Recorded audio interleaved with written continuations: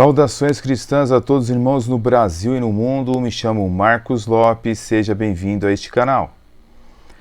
Nesta série estamos analisando os livros antigos das Testemunhas de Jeová para confrontar os seus ensinos com as Escrituras, apresentar as suas contradições e como seus ensinos foram ficando ultrapassados no decorrer das décadas.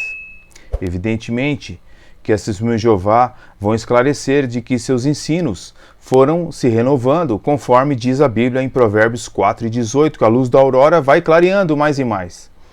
Mas o verso 19 diz que aqueles que estão nas trevas nem sabem o caminho que estão andando. A questão é que eles precisam entender que mesmo seus livros antigos enganaram milhares e milhares de pessoas que acreditavam que naquela época os seus ensinos eram extremamente corretos.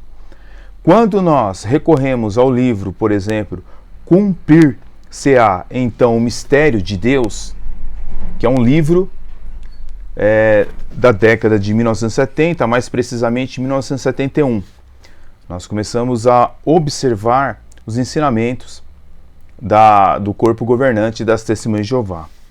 Este livro aqui, inclusive, foi pertencente ao saudoso pastor Nathanael Rinaldi, tá? Está aqui, ó, que era dele.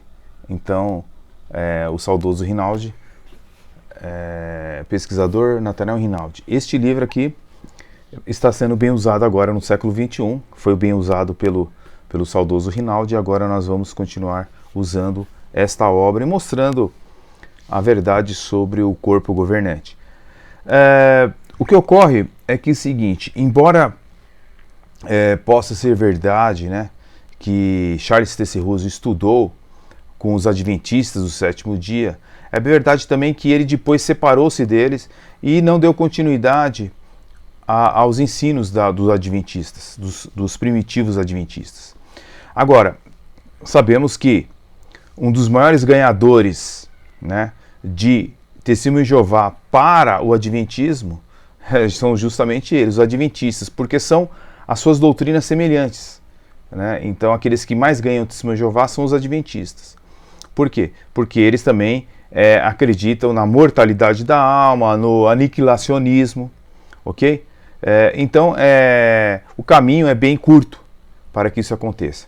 Mas quando nós investigamos as publicações antigas de Charles T.C. Russell, nós percebemos que é bem semelhante aos ensinos adventistas daquela época, né? Então, quando você pega, por exemplo,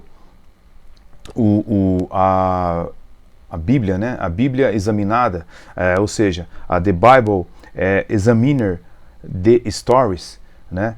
Ou você pegar mesmo o Arauto da Aurora de Bauer, você vai ver semelhanças em conteúdo da Sociedade Torre de Vigia com o Adventismo, tá? Isso aí precisava ser feita uma pesquisa por você que queira saber mais, tá? Mas Charles T.C. Russell, fundador das Testemunhas de Jeová, né? Ele era considerado um profeta pelos seus seguidores, ok? Quando nós começamos a investigar a documentação antiga da Sociedade Torre de Vigia, né, nós percebemos que nessa literatura, por exemplo, bem antiga da The Watchtower, né? A Torre de Vigia das Testemunhas de Jeová, diz aqui que verdadeiramente viveu entre nós, nesses últimos dias, um profeta do Senhor. Esta revista das Testemunhas de Jeová, de 1º de junho de 1917, diz que verdadeiramente viveu entre nós, nesses últimos dias, um profeta do Senhor. Ok? Então, eles consideravam Charles T.C. Russell, né, um profeta da parte de Deus, porque restaurou, né, o verdadeiro evangelho. Quando nós vemos também algumas obras antigas, como essa, por exemplo, em inglês, né, traduzindo esta obra, nós poderíamos ver o seguinte: Charles T.C. Russell, foste pelo Senhor coroado rei, e através dos séculos eternos seu nome será conhecido entre o povo, e os teus inimigos virão e adorarão a teus pés. Olha só, adoração a Charles T.C. Russell, né? Não lamentamos por aquele que se foi, porque sabemos que ele entrou em uma alegria eterna. Por ele nos regozijamos, mas nós nos entristecemos por nós mesmos. Sim, confiando no Senhor, continuaremos a combater o combate da fé. Então você vê que a exaltação a Charles Taze Russell é enorme, né? É muito grande, né? Existe um versículo nas Escrituras, em Mateus capítulo 24, né? Do verso 40 a 47, uma parábola chamada Parábola dos Dois Servos. Quem é, pois, o servo fiel e prudente a quem o seu senhor constituiu sobre os seus servos, para lhes dar-lhes o sustento a seu tempo? Bem-aventurado aquele servo que o seu senhor, quando vier, achar fazendo assim. Em verdade vos digo que o porá sobre todos os seus bens. Esta parábola aqui fala daquela pessoa que verdadeiramente ama Deus. Ele também ama o seu próximo. Então, você procura ajudar o próximo, né? Até mesmo com bens materiais, com comida, com coisas desse tipo, ok? Mas, quando os líderes da Assembleia de Jeová recorrem a parábolas, eles fazem uma distorção imensa sobre essa questão, tá bom? O Charles Taze Russell, por exemplo, ele é encaixado aqui nesse versículo. Quem é o servo fiel e discreto? Eles colocam como Charles Taze Russell na sua época, entende? Então, a sociedade Torre de Vigia, ela é bem inconsistente quando ela vai tratar das parábolas, porque ela quer colocar as parábolas colocando o corpo governante no lugar de Jesus Cristo. Então, se você pegar Lucas 14, 16 ao 24, eles aplicam ao corpo governante. Sempre eles vão fazer isso, entendeu? Então, se a parábola ela fala de servos que são incumbidos das coisas valiosas do seu amo, com as quais deve produzir alimento, mesmo que a quantidade possa variar de acordo com a apresentação da parábola, entende-se então, não obstante que todos os cristãos ungidos recebem valores sobre os quais produzir aumentos. Então, quer dizer, sempre se refere aos cristãos ungidos. Acontece que a verdade é que o corpo governante é que designa o alimento para a Assembleia de Jeová. E não os ungidos que estão espalhados pelo mundo, né, que eles consideram parte dos 144 mil, não fornecem alimentos. É o corpo governante, de fato, que fornece o alimento para eles. Mas, quando nós observamos este livro, de 1971, do corpo governante, cumprir-se-á então o mistério de Deus, vamos dar uma olhada aqui o que ele ensina sobre essa questão de Charles Taze Russell ser o escravo fiel e discreto, né? Nós lemos aqui na página 111, né, está escrito o seguinte: esse livro tratava Charles Taze Russell como se fosse o servo fiel e prudente, descrito em Mateus capítulo 24, 45 a 47. No seu comentário sobre o livro de Revelação, apresenta Charles Taze Russell como sendo o sétimo mensageiro, quer dizer, o anjo da igreja que está em Laodiceia, a sétima e última congregação mencionada na lista. No seu comentário sobre a profecia de Ezequiel, o livro apresenta Charles Taze Russell como sendo sido o predito homem vestido de linho, que tinha o tinteiro de escrivão na sua cinta. Então você percebe, olha, quando você começa a ver aqui o livro Cumprir-se-á então o mistério de Deus, está dizendo que Charles Taze Russell era, no entendimento antigo de Assembleia de Jeová, o servo fiel e discreto. Isso está no livro também O Mistério Consumado, o 7º volume dos Estudos das Escrituras. Então, nós percebemos que Charles Taze Russell era visto como o escravo fiel e discreto desta parábola de Mateus, capítulo 24. Tá?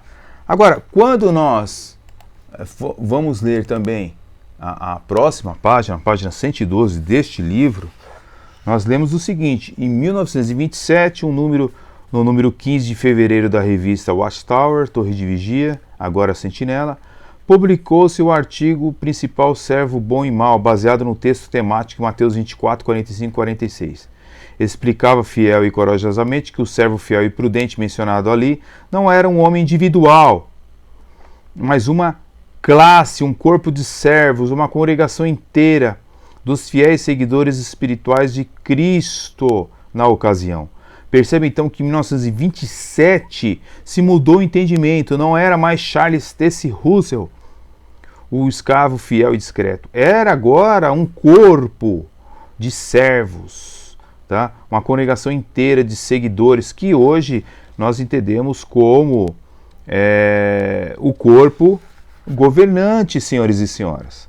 Ok? Então, essas são as mudanças doutrinárias da sociedade de Torre de Vigia, que alega receber orientações teocráticas. Todavia, quando nós vemos a sentinela de 15/11/1962, nós vemos escrito o seguinte: visto que alguns adotam certos conceitos religiosos para os quais não tem apoio bíblico, tem medo que as Testemunhas de Jeová os dissuadam de crer em tais coisas que desejam crer. A palavra de Deus é a norma para se medir a verdade religiosa.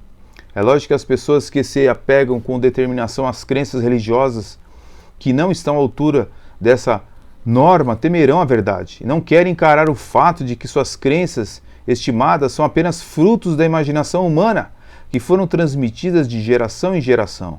Então, quando nós olhamos essa sentinela do 15/11/62, de 1962, nós vemos que eles mesmos, né, pagam por essa palavra, porque eles acreditam em imaginações humanas.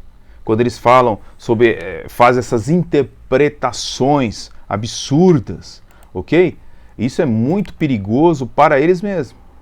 O corpo governante, eles dizem receber orientações teocráticas de Deus, né? Agora, quando nós vemos as declarações deles, nós percebemos que são declarações contraditórias, né? Então, alguém pode perguntar, mas algumas Testemunhas de Jeová pode viver longe do corpo governante, ter as suas orientações? Não, não pode. Diz essa literatura das Testemunhas de Jeová: como conheceríamos o caminho da verdade se não tivesse havido a ajuda da organização? Podemos realmente passar sem a orientação da organização de Deus? Não, não se pode, ok? Ou seja, você não tem condições de viver como Testemunha de Jeová longe do corpo governante, porque é ele que transmite para você, dá para você o alimento, só que o alimento está estragado, né? Nós vemos assim que podemos interpretar a Bíblia por ela mesma. E Deus, através do Espírito Santo, irá nos iluminar. Porém, todavia, uma sentinela de 1º de junho de 1968 está escrito o seguinte: assim, a Bíblia é um livro de organização e pertence à congregação cristã como organização, não a indivíduos. Ou seja, você não pode ler a Bíblia por você mesmo. Não importa quão sinceramente creiam poder interpretar a Bíblia. Por essa razão, a Bíblia não pode ser devidamente entendida sem ter presente a organização visível de Jeová. Olha só que absurdo. Assim como a Igreja Católica diz que você não pode, você não consegue interpretar a Bíblia por ela mesma, você tem que ter os clérigos, né? Você tem que ter a Igreja Católica para interpretar. Da mesma forma, as Testemunhas de Jeová só podem ter o corpo governante para entender a Bíblia e para serem salvos, tá? Diz essa documentação, que eu vou mostrar a seguir, da Testemunhas de Jeová, que diz que, embora o testemunho dado agora ainda inclua o convite de vir à organização de Jeová para a salvação, sem dúvida virá o tempo em que a mensagem assumirá em tom mais duro, igual a um grande grito de guerra. Então, para você entender a Bíblia, precisa do corpo governante. Para você ter a salvação, você precisa vir à organização de Deus. Olha só cada declaração terrível. Então, queridos, o corpo governante segura as pessoas achando que eles têm a única e verdadeira interpretação. Mas, como estamos observando, as suas mudanças nessa série, variados vídeos que são apresentados aqui, eles mudam constantemente as suas doutrinas, tá? E nós temos aqui um documento das Testemunhas de Jeová que declara o seguinte: diz uma das obras dos Testemunhas de Jeová, traduzindo a sua obra, diz o seguinte: seguindo-se a morte de Rússio, a sociedade preparou a publicação do volume 7, O Mistério Consumado. Aquele livro contém alguns erros, isto é francamente admitido. Entretanto, a Bíblia também contém alguns. Olha só, chama que a Bíblia tem alguns erros.